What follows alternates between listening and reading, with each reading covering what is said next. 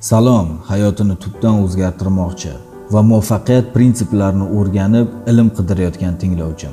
Bu roligimiz muvaffaqiyatni dushmani, insonni jarlikka olib keluvchi, ong, tana va ruhni atrofировать qilib kasal qiladigan, insonni har tomonlama qiynab muammoga ko'mdiradigan dangasalik haqida va uni qanday qilib yengish haqida gapirib beraman. Faqat bu videoni oxirigacha ko'ring. Natija albatta bo'ladi. Hammamizga ma'lumki, dunyo va butun borliq atomlardan tashkil topgan.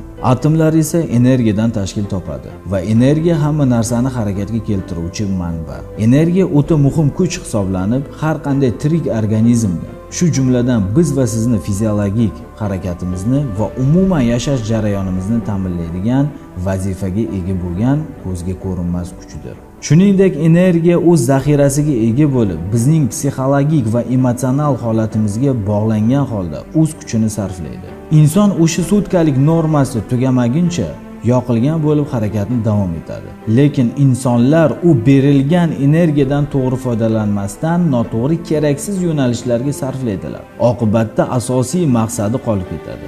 Dangasalik va yalqovlik esa bu qo'yilgan asosiy maqsadimizga, unga erishish, amal va harakatlarga kuch, ya'ni energiya qolmaganligi haqida signal beruvchi holatdir.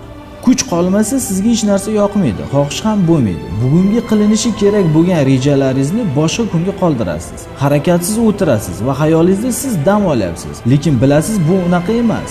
Bu holat kundan kunga davom etadi va oqibatda qo'yilgan maqsadingizga vaqtida erishmaysiz. Shu holatni o'ylab, analiz qilib, energiyani fikringizga va ongingizga sarf qilasiz. Kuchingiz hech qanday harakatsiz ketaveradi. Shu holat har kun davom etadi, siz nafaqat dangasa yoki yalqov bo'lib qolasiz, balki depressiya holatiga tushib, immunitet ishlab chiqarish tizimi buziladi. Avtomatik tarzda energiya qolmaydi va har qanday kasallikka olib keladi. Boshqacha qilib aytganda, dangasalik bu organizmni har qanday maqsadsiz, mazmunsiz, keraksiz, ortiqcha harakatdan himoya qiluvchi funksiya. Ya'ni sizni organizmingiz ahmoq emas. U shunchaki kuch ketkazmaydi. Siz unga buyruq berasiz. O'rningdan tur, kel, ishlaymiz. Tana sizga bo'ysunib harakat qiladi. Ammo ma'lum bir harakatdan keyin siz birdan natijani ko'rgingiz keladi. Birdan maqsadingiz amalga oshishini xohlaysiz va butun vujudingiz bilan natijani kutasiz. Lekin bitta-ikkita harakatdan keyin ularni ko'rmaysiz va butunlay tashlab qo'yasiz. Albatta keyin dangasa rejimi yoqiladi va hayot o'tib ketaveradi. Bir o'ylab ko'ring, 10 yil, 20 yil hayotingiz shu tarzda o'tdi. Hech narsaga ega bo'lmadingiz. Oqibatda hech kim bo'lib qoldingiz. Shunaqa hayotni xohlamasangiz, unda diqqatlik bilan eshiting va eshitgan narsangizga dangasalik qilmasdan amal qiling. Dangasalikdan qutulish 9 ta prinsipi. Birinchi navbatda qattiq xohish bo'lish kerak. Siz har kun o'rningizdan turib, maqsadingiz sari kichik bo'lsa ham yurish qilishingiz kerak. Natijani o'ylamang va umuman kutmang.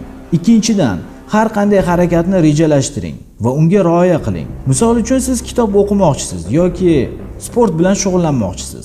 Belgilangan vaqtga rioya qiling. Punktual inson bo'lishga harakat qiling. Mayli, boshlanishiga oz-ozdan ustingizdan ishlang. Muhimi jarayonga rioya qiling. Uchinchidan, diqqatingizni bo'lmang. Boshqa hech narsaga chalg'imang. Qilayotgan ishingizni tugamagunicha boshqa ishga o'tmang. Ongingiz sizni qattiq chalg'itishga harakat qiladi. Boshqa narsalarni eslatib, ularga e'tibor bermang va harakatingizni davom ettiravering. To'rtinchidan, o'zingizni maqtab qo'ying. Har qanday rioya qilingan amalga o'zingizdan mamnun bo'ling. Maqtab qo'ying, xursand bo'ling. Natija bo'lmasa ham, bu yoqda muhimi oz bo'lsa-da qilingan harakat, g'alaba qozonganday o'zingizni his qiling. Ana shunda onga signal boradi va energiya ko'paya boshlaydi. Beshinchidan, to'g'ri dam oling. Harakatni o'zingizga odat qilganingizdan keyin albatta dam olishni unutmaslik kerak. Faqat to'g'ri o'zingizga dam bering. Birdan nagruzka bermang. Ko'proq ishlay deb tanani holsizlantirmang, miyani charchatmang. Eng asosiysi, kechasi uxlab, ertalab vaqtliroq uyg'oning va ishingizni ko'tarinki kayfiyatda boshlang. Ma'lum bir vaqtdan keyin o'zingizga tanaffus e'lon qiling. O'zingizni yaxshi his qilishni boshlaganingizdan keyin yana reja bo'yicha ishlashni davom ettiring. Muhim jihat yodingizda tursin. Tanaffus paytida hech qanday o'tmishni, muammolaringizni, hattoki kelajagingizni ham va hozirgi qilayotgan ishlaringizni umuman o'ylamang. Miyaga energiyani sarflamang. Shunchaki hech narsani o'ylamasdan, hech narsaga e'tibor bermasdan hayotingizdan xursand bo'lib dam oling. 6-dan, irodani mustahkam qiling. Siz ma'lum bir prinsiplarni va harakatlarni amalga oshirganingizdan keyin diqqatingiz boshqa har xil yo'nalishlarga bo'linishni boshlaydi va boshlang'ich maqsadingiz qolib ketishi mumkin. Yoki fikr keladi, shuncha kun o'zim ustimda ishladim, bugun qilmasam nima bo'ladi? Yo'q, shu payt qat'iylik bilan irodani ishlatish zarurligi muhim rol o'ynaydi. Shunaqa paytda o'zingizni qo'lga oling va emotsiyaga berilmang, irodali bo'ling. Irodani mustahkamlash haqida men alohida video chiqaraman. 7-dan, o'zga motivatsiya. Harakat davomida siz o'zingizga motivatsiya berib turing. Eng yaxshi motivatsiya bu orzungiz borligi va nima maqsadda shuncha yo'lni bosib o'tganingiz.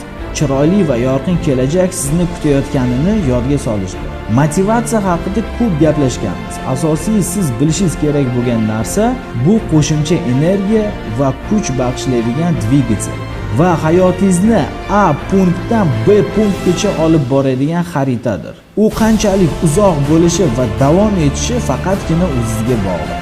8-dan, atrof muhitni o'zgartirish. Dangasa insonlar atrofida faqat divan yoki yotadigan to'shagi eng yaqin do'stlari hisoblanadi. Omadli insonlar harakatdan iborat bo'lgan krugda bo'lishadi. Shuning uchun ko'proq insonlar ichida yuring, tanish bilish orqali o'zingizdan ustunroq insonlar safida bo'ling. Ulardan maksimal darajada tajriba va bilimlarni o'rganing. Fikringizni bayon qiling, g'oyalar bilan almashing. Bu sizga qo'shimcha kuch bag'ishlaydi. 9-dan, natija bo'lishiga ishoning. Natija albatta bo'ladi. Faqat uni kutmang. Siz o'zingiz ustingizdan ishlab harakatni qiling. U kelganini bilmay ham qolasiz. Natija bu siz harakatingiz bilan erishgan mukofot. Uni ta'mi juda ham shirin.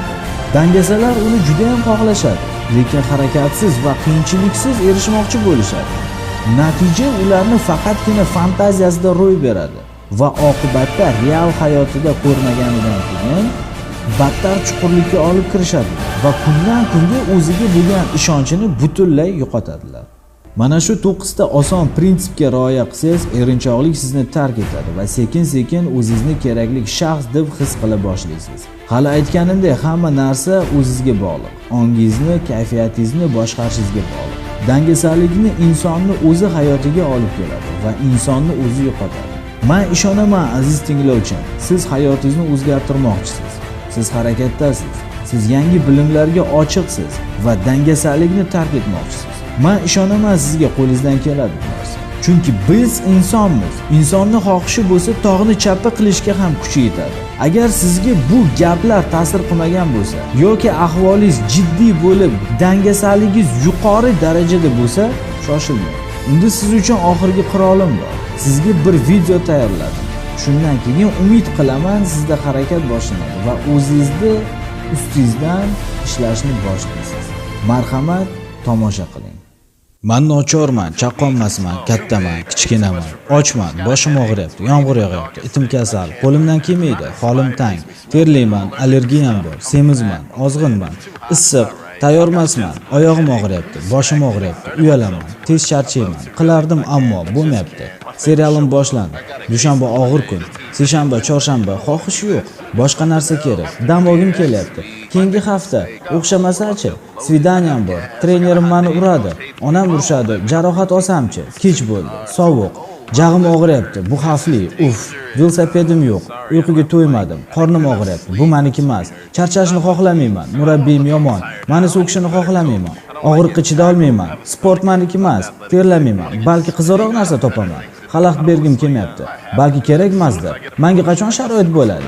Keyingi safar. Meni oyog'im og'riyapti.